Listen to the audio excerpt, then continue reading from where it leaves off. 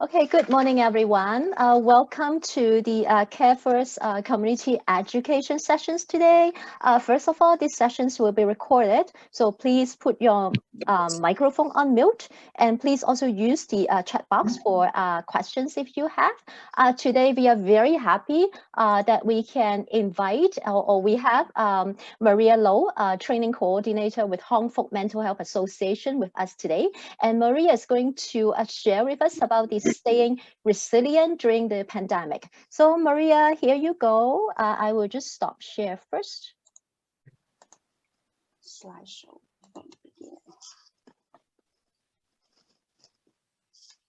Oh, perfect. All right. Yes, perfect. Here we go. Okay. So good morning, everyone. My name is Maria, and I'm from Fook Mental Health Association. It is a great pleasure for me this morning to meet with every one of you. Although I couldn't see your face to face, but regardless, I am really delighted and very excited to share with every one of you this important topic. If you cannot hear me, please do let me know. All right. Okay, so today I'm going to talk about staying resilient during pandemic. Okay. So before that, I would like to have each one of us to connect with our feeling. I guess we can use the emoji on our system that if you agree with the question I asked, you put up the hands like using the emoji. Is that okay? Yeah, just like that. That's right. So how many of you during this time, during this pandemic, feeling angry, feeling that, why does this happen? I didn't do nothing, and yet, now this happened. I have to stay home. I cannot go visit friends. I'm so worried about my safety. I cannot see my grandchildren, all this. How many of you feel that? Put your hands up if that's how you feel. Oh, all right. Many of us feel like that. Okay. And then some of us may feel worried. Instead of angry, we feel very, very worried. What is going to happen? When is this pandemic going to end? So many unknown. How many of you or us feel like that? Put your hands up. Oh, wow. Yes, many of us do feel that too. And then, like we all are different. We are so unique. How many of you feel, well, okay, this happened. This is beyond my control. And yet I still keep myself, I will use this opportunity to, like for self-growth. I do exercise. I try all my best to keep myself elevated, my mood. How many of you feel that? Oh, so quite a few of you have that too. That's great for you. And yet, as I say, we all are different. And some of us may feel like we don't have too many close friends. And I feel lonely. I cannot see my family. Feeling a bit sad, a bit lonely. How many of you have that feeling? Aha, quite a few. And last but not least, how many of us feel okay? Yes, I mean, there's many restrictions that is beyond our control. Nothing we can do. That is the policy. And yet, I would like to use this opportunity to cook for my family or to make use of my skill. How many of you are in that stage? Yes.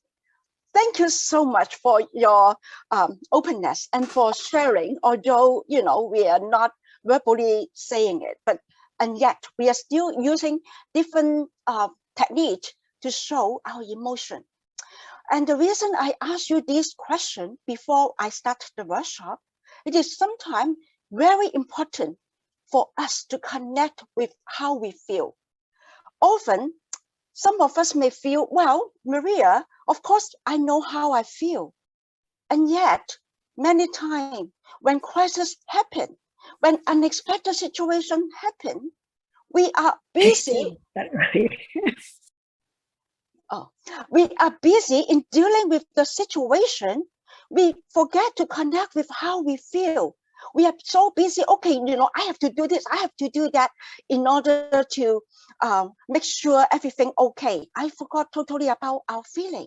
So when we are talking about staying resilient, it is very important for us to connect with our feeling and how we cope when crises arise. Because in that way, we are able to use a more effective way when we are handling crisis.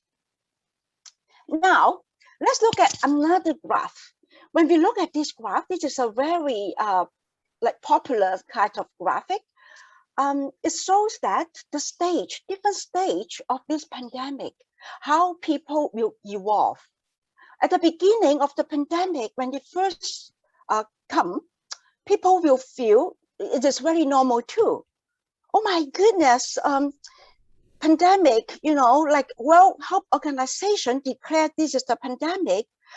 People are so frightened because this never happened in the history, at least since we are here, born, in this world. So we are so frightened. We don't know what is going to happen, and we don't know what it is, and we don't know the magnitude of that. So when we receive any news from our friend, or we saw any news from the YouTube, we just start circulating.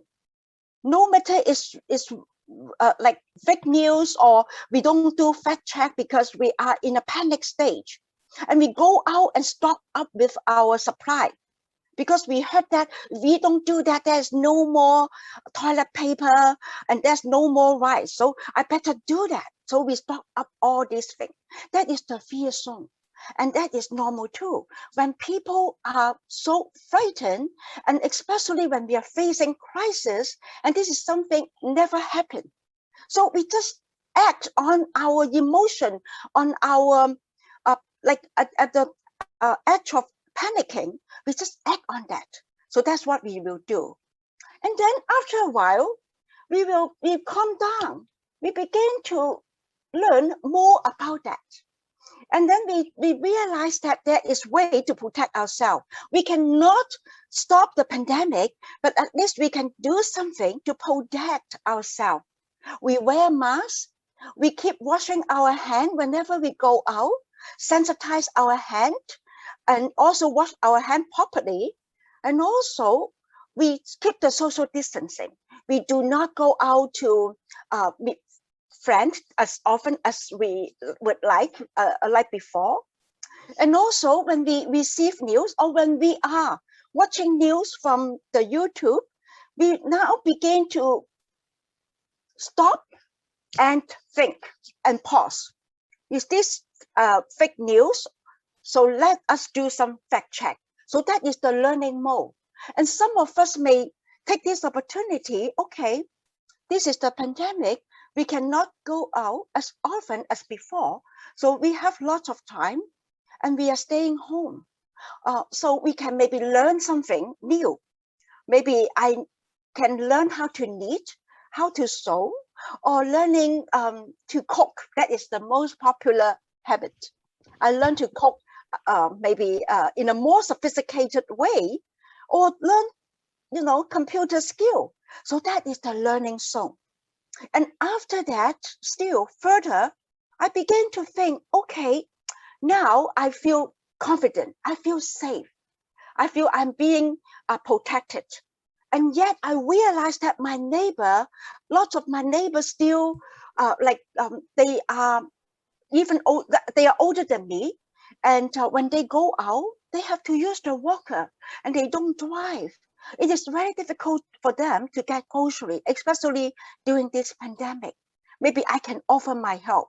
And when my son take me out to shop, or when they do the grocery shopping, I can also help them to shop. So I will offer my help to those people in need. So that is the growing song. I want to contribute. I want to contribute my potential, my positivity to the community. Help to build a more resilient community, which is an excellent thing.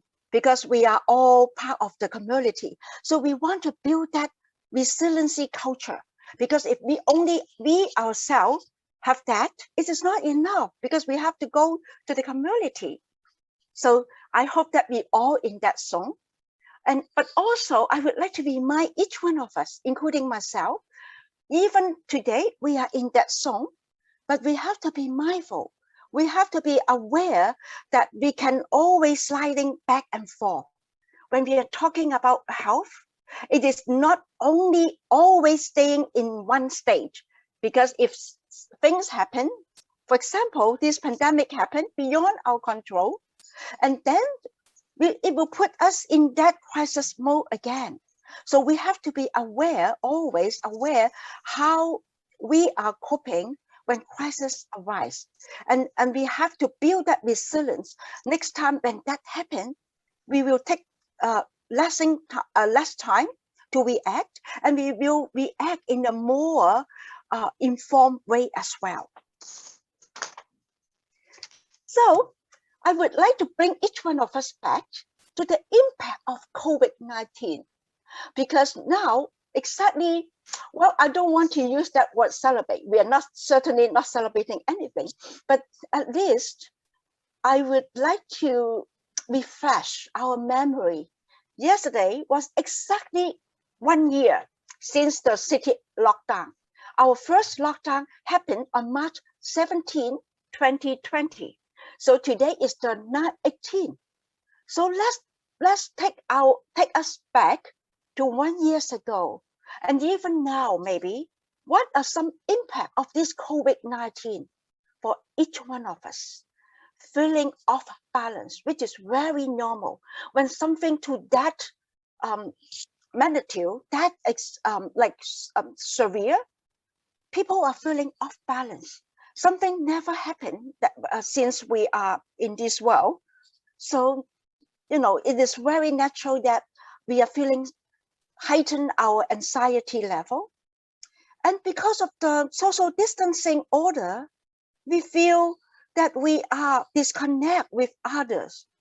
And we are disconnect with others because of the social distancing. We are discouraged to go out to meet someone out of our circle due to the protecting others and protecting ourselves, and even wearing the mask that is in some way also keeping the distance. So that all this also make us feel disconnect with others. And that disconnection also bring more anxiety to each one of us. That is normal as well. And the unknown future. Just imagine, until today, 1 year's passed by. I mean, now we have vaccine, which is a good thing. And yet we heard that there's so many variants going, circulating. So we still don't know. We don't know. We unknown future. Today we heard that we have over 1,500 confirmed cases. So that unknown future also bring up a lot of anxiety and the worry and fear. Fear and worry come with that. So we can assure ourselves that even we have this feeling, it is normal. But yet, even we have that, this impact, it is beyond our control. But we can also learn different way to help us to strengthen our resilience and to strengthen our coping strategy. So let us look at what does staying resilient mean. I do believe that each one of us, this is within us, no matter what situation we are facing, we have the resilience within ourselves.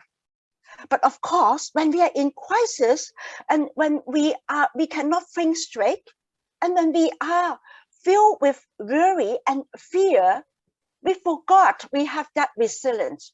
So we have to unleash that. We have to remind ourselves, what is resilience? That is the ability to bounce back from difficult situations, no matter how difficult it is. We have the ability to bounce back and to make healthier choice. After we bounce back, just like now, the pandemic's still there, And now we know we will always wear masks when we go out. It can protect ourselves. It's a very effective way, and it can protect others. And whenever we go out, whenever we touch something, we clean our hand, we wash our hand thoroughly. All these are the good practice. So that make healthier choice. And when coping with life challenge. So sometimes when crisis arise, that is beyond our control, but we can reflect on ourselves, and we can remind ourselves, we can build our resilience, and then we can make healthier choice. So this healthier choice can stay with us, and if we use to that practice, it helps us to maintain that healthy state. So what is health? We keep on saying we want to keep, everyone want to maintain our health, I'm sure, no matter what. So let us look at what World Health Organization is, the authority organization. What are their definition of health? What is the definition of health? For them, it is a state of complete physical, mental, and social well-being, and not only without disease or weak. It's not only that. If I go to see a doctor to have a body checkup, my doctor told me, oh, congratulations, Maria, you have no disease, no illness, you are okay. It's not only that, does not mean I'm healthy. Not only that, it is a complete state of physical, mental, which nobody can see, only I myself know, and social well-being. What does that mean? Mental meaning I am calm, I feel confident that I am well, and I can maintain my own health. And also social well-being means relationship.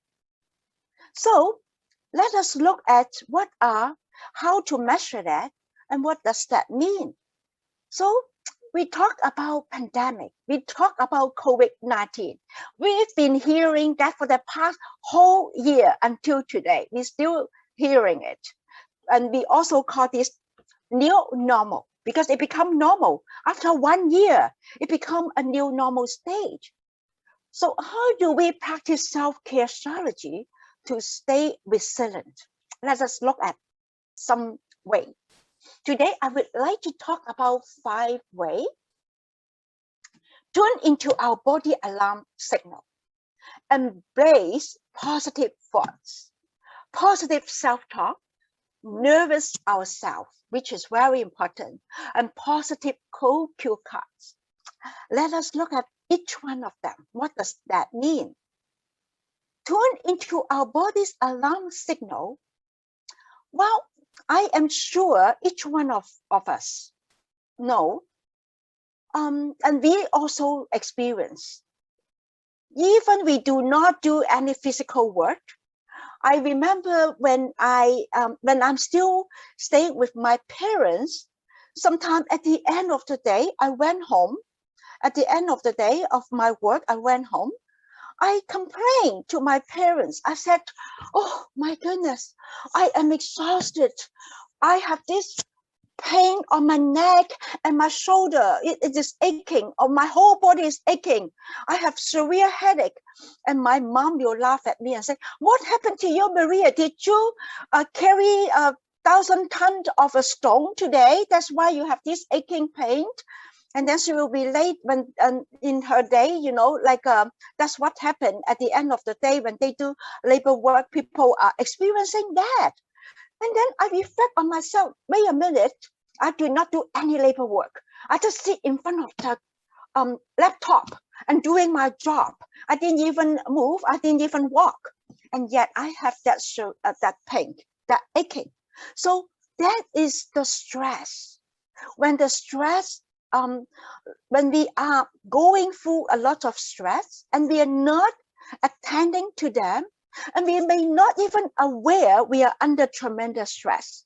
And at the end of the day, we feel the muscle pain and we feel the tension, and even some of us may have diarrhea and tight neck and shoulders, insomnia, cannot sleep at night, which is very, very common. Headache. This morning, I have to take some pills. Tightness in our chest, shortness of breath. Sometimes we feel when we are at the peak of our emotion, we feel we cannot breathe. Or when we are in panic, we feel that our heart is beating too fast, we cannot breathe, So that means stress can't manifest in our physiological stage as well. So we know when we are talking about stress, especially we are not attend to it, we are not addressing it, it will evolve into more severe illness. For example, diabetic, even cancer. Each one of us have that cancer cell within us. But if we constantly live in angry stage, worry, not happy, depressed, and that will activate those cells. And on the other hand, if we attend to that, just like our physical side, if we first start developing some like a dry sort of a throat, we feel that we are maybe having a mild migraine, we realize if we are aware of it, we will say, stop, Maria, I better stop because I have having that. If I don't take good rest, I may catch like a virus. And if I don't attend to my body's need, and if something more severe will come up, maybe even chronic disease. So those body signal is telling us a very important message. We better stop and take good care of ourselves. Okay, so another way is to embrace positive thoughts. And it is a very natural. I would like to also remind myself, remind each one of us, we are human beings, and our ancestor, in those days, when we don't have all this technology and our ancestor rely on hunting, when they go out to the jungle, when they have to hunt in order for survival, and we can imagine when they see a tiger or lion, what happened? So they have to react quick. They cannot process too much. They just have to run from them in order to survive. So that is within our human nature, that instinct for survival mode. We react very quick to the negative event or to crisis. And because of that, because of the survival need, we always how do you call that? Like the negative thing always register much longer and much deeper within us because of that. So on the other hand, the positive happiness is much shorter. We tend to forget about them. Sometimes we have to remind ourselves, okay, we have a lot of happy moments. We have a lot of supportive people surrounding us. So that is why when we are talking about embracing positive thoughts, a lot of time it may not come automatically, especially during the crisis or during some negative event arise. Automatically, negative thought may come to us. So that's why we have to practice that, understand the root, the cause of that negativity, and also to cultivate a positive environment. Sometimes, as I say, something it is not natural, so we have to cultivate that. What's that mean? To we have to be aware of that and to make our environment to be more positive. In many cases, our emotion affect our physiological system. As I talked in my first slide, the previous slide, the emotion can really affect our feeling, affect our body. If constantly I feel stressed out, and then I feel stressed out, I'm not able to cope with the situation, and that will manifest on my system, on my immune system, because I have to put all my circle, my system has to be put to cope with that stress, so it will become weakened. You know what I'm saying? So that is why it is very important that we have to attend to that stress in a timely manner in order to stop that from happening. Because when we are constantly feeling stressed, feeling unhappy, and that will affect our, not only the immune system, it also affect our breathing system. When we are constantly in that nervous state, we feel that we can hardly breathe, right? And when we eat something, it is not being digested properly. And also, because of the circulation system is also being compromised, and when the blood circulating and the oxygen cannot stay, it bring to our brain to our head in a timely manner. And we all know, if we want to stay calm, we have to have that oxygen. So we can see that how the emotion affect our physiological system as well. And many research, I'm sure each one of us are knowledgeable about that. Many research found that practice gratitude can lead to positive thought, because if that is our nature, and also we may not find something positive as that easy, but practice gratitude can definitely lead to positive thought. As I say, we cannot stop the pandemic. We cannot stop the sky from raining, the snow from falling. But what we can do is we can manage ourselves. We can choose how we respond to it. We can unleash or to strengthen our resilience. And we can stop, at least at this moment, when we are at the peak of everything, we can just stop and take a deep breath first. Gratitude. Numerous research all over the world, no matter which part of the world you're from, whatever university or a different walk of life, they do the research on gratitude, how people can maintain happiness, or how people can increase their happiness. And what they find is that people who feel thankfulness, or who feel gratitude, they really can change a lot, and can change our immune system, can increase our happiness index as well.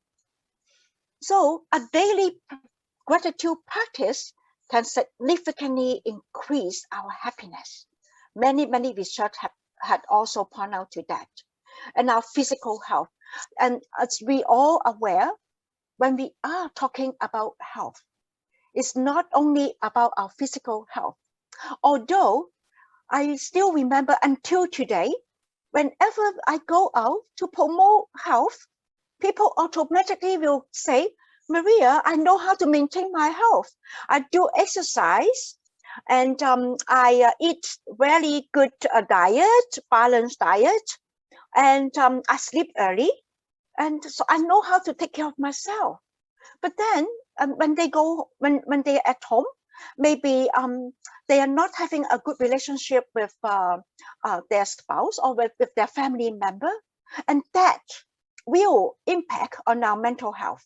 Because if we are constantly having argument, and we are not happy, we are angry, and that stress will impact on our physical health. So all these physical health, mental health, and spiritual health are interconnected. we cannot only focus on one aspect. Although a lot of time people tend to only focus on the physical health, because that is easily to detach. When we talk about mental health, it is something that is invisible, that people cannot see for you, and also because of the stigma attached to it as well. So we know that sleep and when people are in a good stage and feeling contented, feeling happy, that will increase our immune system, strengthen our immune system, and also it will help our digestive system. It will become like it helps us to stay more optimistic and more energetic and less likely to suffer from depression. This is one of the research I am sharing with you, but there's many research pointing to the same end result. So, and gratitude also has a very unique role building positive relationship. We all are social being. We cannot, even we have tons and tons of money, we are multi-billionaire, and we still need to have a relationship with others. We cannot live by ourselves because that does not fulfill our needs. Even the money can buy us food and buy us many things, but cannot buy us the relationship. But if we feel gratitude, that has a unique role, because when I feel grateful, I will see what I have. I am feeling grateful. I'm feeling I'm blessed, and that feeling will make me feel contented. Will make me feel I'm contented. I am able to help others, and other people would like to be with me, will feel happy around me. So you can see that will build a positive relationship. It can enhance relationship. So people who are feeling grateful, that those people are very popular, and also they tend to have very positive relationship with whoever around them. So sometimes when we say that, oh well, okay, feeling grateful, I know, I believe that it can help me to be more happy. But Maria, I have nothing to feel grateful about. It is very hard if I don't feel anything in my life that I feel grateful. But then, as I say, we can practice the positive self-talk. Sometimes if we, our upbringing affect us greatly, affect how we cope when crises arise, and also affect how we perceive ourselves. And how we perceive ourselves also affect greatly when things happen, how we will react to circumstance. But as I say, all those we learn since we were a baby, and we learn since we are a child, and we can unlearn that. Also, we can learn something more positive for ourselves. So positive self-talk is something definitely each one of us can learn, each of us can practice. It is about, what does that about positive self-talk? It is not only about talking to ourselves. That is a logic behind, because that shows ourselves some self-compassion. We have a lot of love for others, for our family, okay, for our grandchildren, for our children, or even for our friends. Why not for ourselves? I assure and remind each one of our dear friend here, and including myself, we have to love ourselves first. We have to give that compassion to ourselves first in order for us to have that to give to others.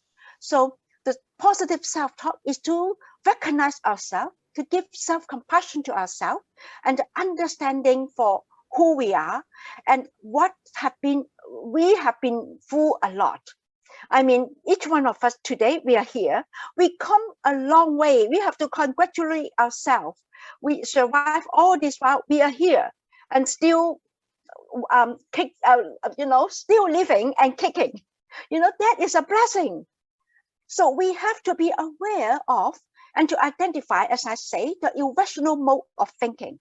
Because of the survival mode, it is very natural for each one of us that when things happen, we will think about the worst because we want to survive. So we want to find ways to cope with that. So sometimes we have to identify that mode, and we have to remind ourselves, wait a minute, we have come a long way, and we have survived many crises in our life, and we have overcome all this and come to this stage, and this time I am going to come out well again. So the positive self-talk can reduce stress and enhance our resilience. So now that is very important thing, right?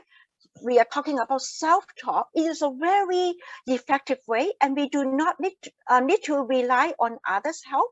And also, it does not cost us much money, no money at all, in fact. And we can do it, and we can practice it within ourselves. So, but then it sounds kind of silly.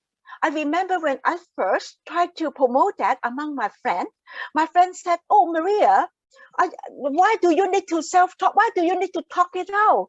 I mean, we are adults. You can just, process that within your head." But you know what I found? I would like to share with each one of you, our dear friend here, that I found we human beings always have so many thoughts circulating in our mind. It's beyond our control. If I said, "Maria, stop thinking," I cannot. The more I say that, the more confused thinking circulating in my brain. And that, again, it is natural. It is something it's beyond our control because we are human beings. We tend to have so many thoughts. And because of our experience, and that thought will come automatically, because when we see something, that thought will pop up like automatically.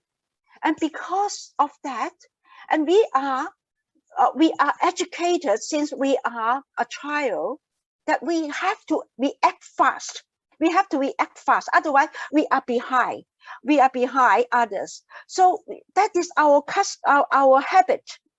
And then to unlearn that, when we talk, when we put that thought, when we spell out our thought, put that into words, that means we have to process, right?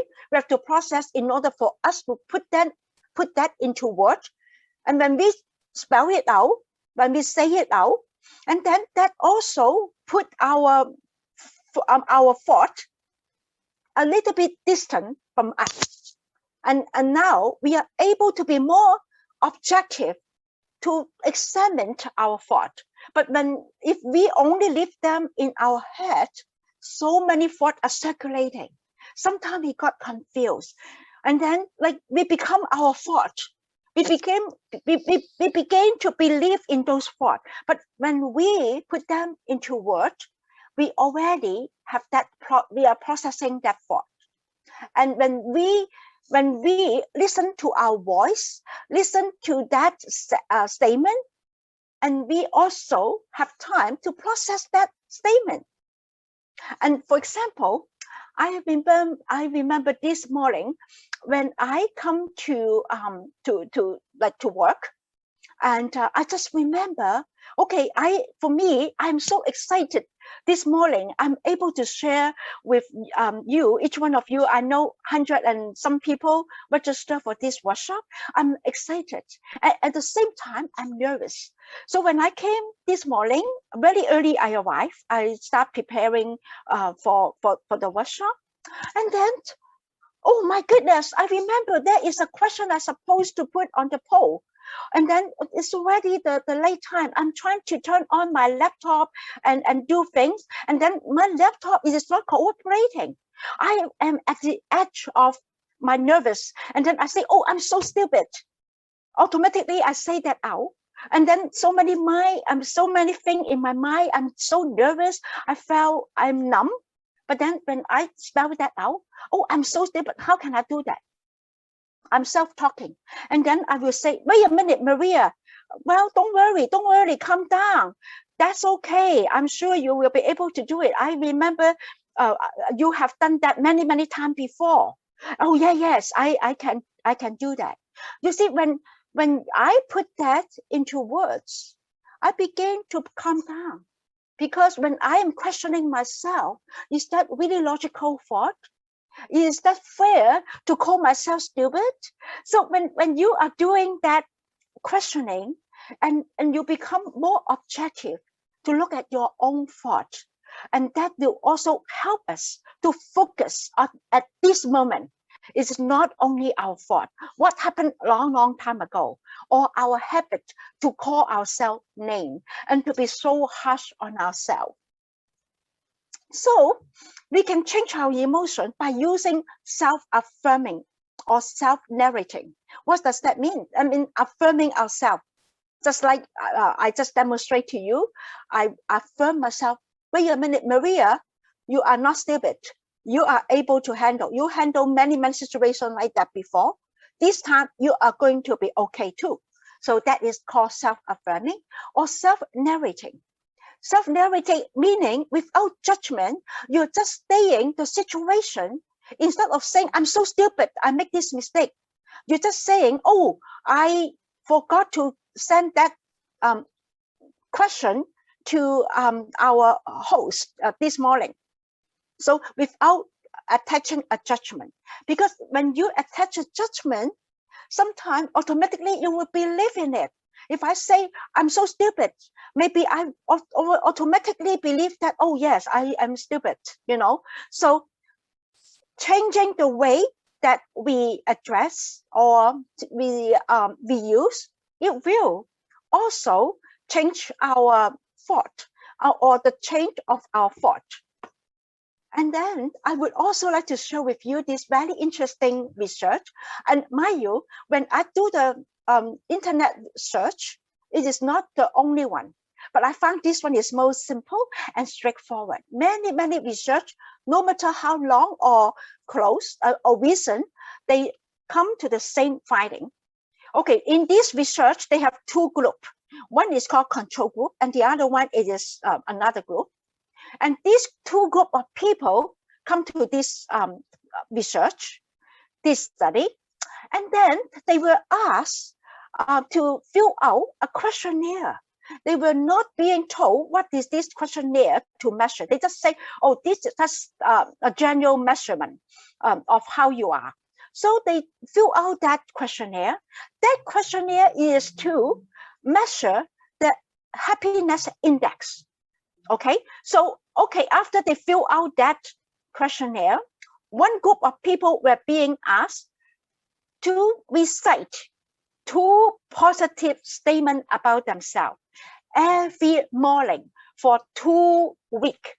For 2 weeks, every morning, before they brush their teeth, before they do anything, when they wake up from bed, they just start reciting those 2 positive statements about themselves. Okay, for 2 weeks. And the other group, they just don't need to do nothing, just carry on, you know, as usual. And after 2 weeks, these two groups come back to this research lab, and then they have to complete the same questionnaire. And then when the scientists compare the result of these two, these two results of this the questionnaire, they found the group of people who have been doing the positive statement for 2 weeks, their happiness index increased by 25%. So you can see how effective it is just by doing that, increase 25%. So the self-talk practice, it is definitely a very effective way to help us to connect with ourselves also. That is very important. When we want to build our resilience, it is very important for us to connect with ourselves and to know who we are. and lots of time. And I would like to share, I guess, a few of us, I don't know about our dear friend here, myself, the culture I am brought up with, and my generation, that my parents never compliment me. Instead, when people come and say, "Oh, you are so smart, Maria," my parents will tend to say, "Oh, no, no, don't say that. She's not smart. She's very foolish, silly." And if they say, "Oh, you look prettier," and they will say, "Oh, no, no, she's not pretty at all. Far from that," that kind of thing. So we don't learn to admire ourselves. But it is very important. We have to give compassion to ourselves. So we have to admire ourselves. So this self-talk really help us to connect ourselves. For me, I would say I admire myself. I am a very a passionate woman, because I am. And I love myself because I love to help others, and I have that passion for others. And I'm very grateful. And because of that, I have so many friends, and I have so many support from my friend and from my co-worker. So when you recite that, this kind of a statement, it helps us to feel good. And most important, it is not deceiving ourselves. It is to help us to connect with ourselves. We have so many positive, feature within us, and that will help us to strengthen our resilience. So I would like to again to remind everyone how the word will influence our thought, and that thought will influence our emotion. As I say, if I am from a family that always told me that, "Well, Maria, you are not wanted, you are not good, how come you cannot do anything right?" If I were being told since I was a child, I brought up in those situations, or that kind of family, guess what? When I am in school, when I does not understand a math question, and then what thought will come to my mind? I will remember what my parents always told me. "Oh, well, I cannot do anything right. I don't have that IQ. I am foolish. I'm silly. I cannot do it." So that is the thought will come to my mind. And then that thought will bring to my emotion. My emotion, I will feel I'm helpless, because that is beyond me. I am so foolish. I felt helpless and hopeless. And that feeling, that emotion will lead to what? The behavior. Well, what is the point for trying? I just give up. No point to try anything. So you can see how our work will drive our thought, and that thought will affect our emotion, and that emotion will definitely affect our behavior. So if we have positive thought, word, and belief in ourselves, we will have a positive thought, and that positive thought will drive us, will enhance, increase our confidence, and that increase of confidence will help us to be more creative, and be more creative, and also to unleash our analytical skill, and that also will help us to cope much better. So it is not only about self-talk in our mind, trying to make ourselves feel better. It can help us to act also more effectively, and more not only more effectively, and also addressing the issue in a much more focused way. All right. So nourish ourselves is very important, because, as I say, take care of our body. We have to take care of. I'm sure our friend here, including myself, we know all the way how to take care of our body. But I want to challenge each one of us that we know all different ways, but do we practice that? We know that to eat good food, and we know to do exercise, but do we really do that? So that's my challenge. We have to really take action to take care of ourselves, and practice mindfulness is good, and stay connected. As I say, we are social beings, so we have to stay connected with others, to have that support, to know that we are not alone, and also to participate in a forum like this morning. We see so many people together, and that it is very encouraging, and that it is something really stimulating as well. Deep breathing, it has been proven calmness, that the deep breathing, it really help people to calm instantly and help us to ground ourselves. So we inhale slowly and deeply through our nose, okay? Not mouth, through our nose.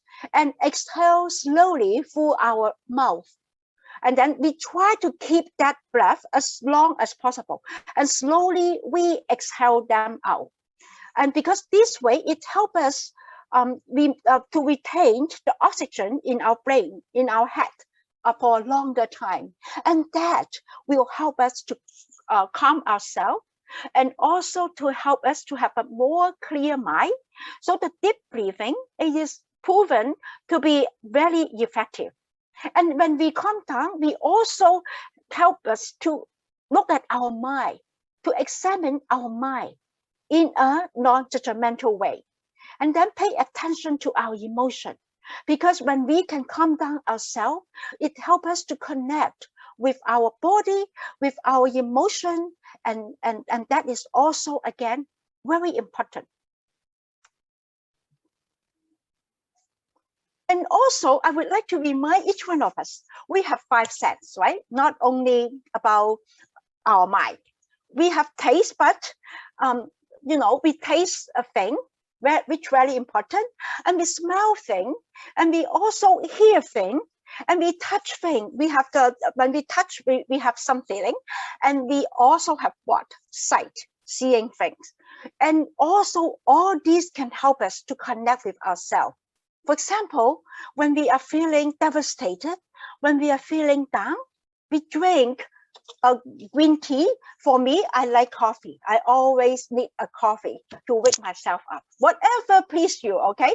A green tea, chocolate bar or dark chocolate, vegetable soup, whatever please you.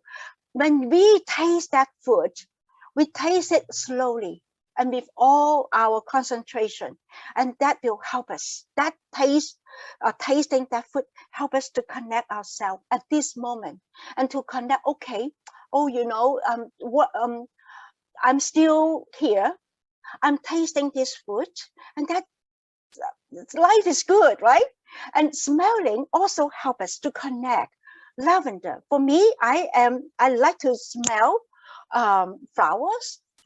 Lavender as well. I like to light an incense at the end of the day. It really helped me to de-stress. Maybe some of you would like the smell of peppermint, green apple, whatever that you like. Lighting that incense or that smell really help us. And the sound of the leaves falling, and the sound of the water dripping, the wood burning in the fireplace, that sounds, the summer night, the breeze, the wind, the breeze, that the summer night, and the rain dropping, and also, what is that? Oh, the wind blowing, and the coffee, brewing, and the fan. All these sounds also help us to connect. And we can enjoy that too. And not only that, the sight, the color. I want to share with each one, our friend here today. I do not like the color red. I mean, not that I have any prejudice towards that color, but I never wear that color because I'm a low profile kind of person. But I found the color can stimulate people. One day I went shopping and I saw I want to buy a pair of rain boots, and that rain boot is on big sale, and it's red bright red color. And my coworker was with me, and when I try it, it is perfect fit and it's 75% off. I'm so tempting, but that is not my color. My colleague said, Maria, bought it. It looks good and it's such a good price. And then I said, okay, under that pressure, I bought that pair of boots. And then I did not wear them. But after a few months, wait a minute, today is raining and my mood is low. Okay, let me wear that red pair of boots. I want that boot. And when I go out, so many people compliment, even the stranger. They say, oh, I like your rain boot. So you can see like the color. Sometimes the color stimulates us. And by the way, dear friend, do you like my background, the pink mat? So all these, to our surprise, it can stimulate our mood. It can elevate our mood. So, color, picture of someone that we love, or even a landscape, whatever work for you. And touching, I'm not sure whether you can see, I have two squeezing objects, the stretch ball in front of me. Sometimes we need to squeeze on something. You cannot squeeze on our spouse, right? Because they will scream. So we can squeeze on this soft object. And whatever Play-Doh, stretch ball or rubber band, this can help us to release our stress and also to reconnect with our sense. So all these can give us some physical distress method. And the last one, but not least, the positive quote. As I say, at the peak of some upsetting event, we beyond ourselves. We cannot think straight. So if we have decorate our environment with something very positive, with light color, with beautiful picture or cue card, those cue cards that we remind ourselves to live positively. To live without regret, for example. So all these cue cards can help us to remind us, okay, at the peak of our emotion to calm down. There is, after all, many positive things is going on. It is not the end of the world. All right. So it will bring. Actually, I have one more. Do I have time, Nancy? Sure. Yeah. Okay. To show a very small but a sweet video clip. If you cannot hear the sound, please let me know. Oh, okay.